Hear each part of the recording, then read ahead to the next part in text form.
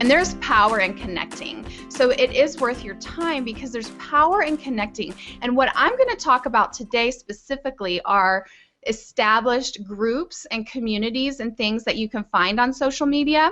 Because sometimes if you're, you have your author page, your author fan page on Facebook, or your place that you're on Google Plus, it's a profile or page, or Twitter, and sometimes you feel like you're talking to yourself, You feel like I'm putting this stuff out there, nobody's interacting, nobody's, here yet. I'm talking to nobody. I'm talking to an empty room. So if you go into a stadium and it's empty, how effective is that going to be to get your message across? Not very effective, right? I mean, there's going to be nobody there to hear your message, nobody there to buy your books. But if you go into a stadium that's already full of people, how powerful is that going to be for you to get onto the stage even for 5 minutes and share your message? That's going to be powerful because it's already full of people, and let's say they're your target audience. It's already full of people interested in what you have to share. And so that is the power in connecting with an established audience. Now, you can do that on social media. You can also do that on blogs, and that's what my latest book for authors is about. It's about blog tours.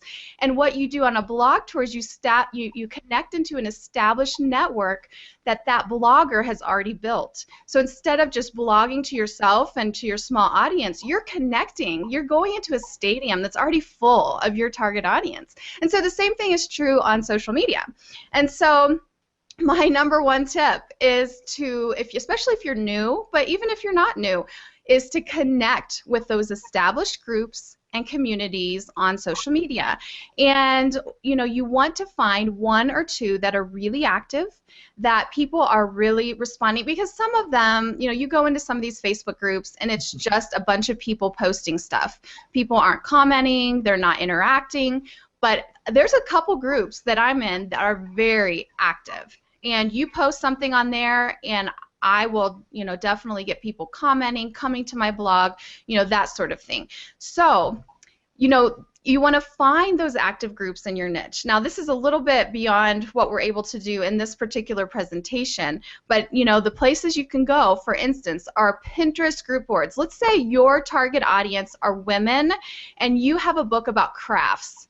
That, or like a cookbook, or something that is visual in some way, Pinterest is a great place for you to share your information and share your knowledge and share your expertise.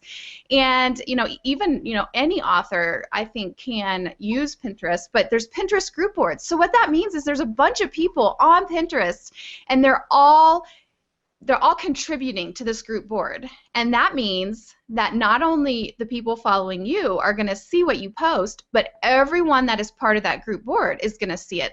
This is powerful, and I started a website. I've since sold it, but it was particularly, just targeted towards readers.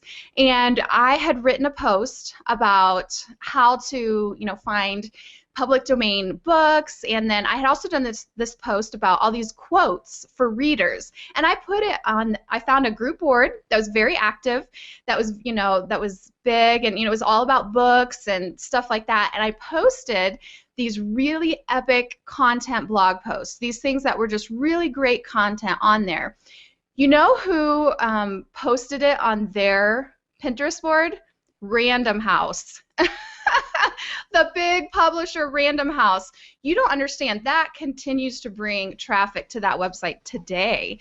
And it's because I tapped into the power of a Pinterest group board. Now, it's not going to guarantee, if you become part of a group board and you start posting there, that your stuff is going to be, reshared by someone really big. But the possibility is there. If you're just posting it to your own Pinterest board, you're probably not going to have something like that happen, But when you find a powerful group board, then there can be, like a lot of traffic that is generated from that.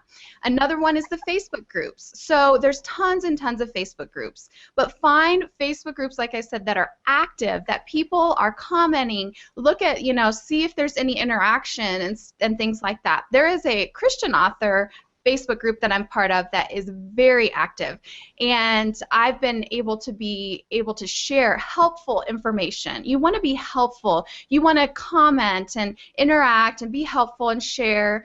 And then when you share your stuff, and again, it needs to be quality content, but when you share, they're going to be interested. They're going to be like, she knows what she's talking about. She shared, she helped me. I want to help her now, or I want to go see what she has to say on this. Google Plus communities are also very powerful. My husband has a running site. He's a running coach, and there are a couple Google Plus communities for runners. And when we post really good content on there for runners, we always get traffic from that. So, some niches will have really good communities on there that are active, they're posting, some will not. And then Goodreads groups. Goodreads is where readers hang out, right? And so if you can find a really good, active Goodreads group, that would be a place to also consider. However, I want to give 4 general social media considerations because before you just start finding these groups and communities and just start posting and doing a bunch of stuff in them, I want you to consider a few things.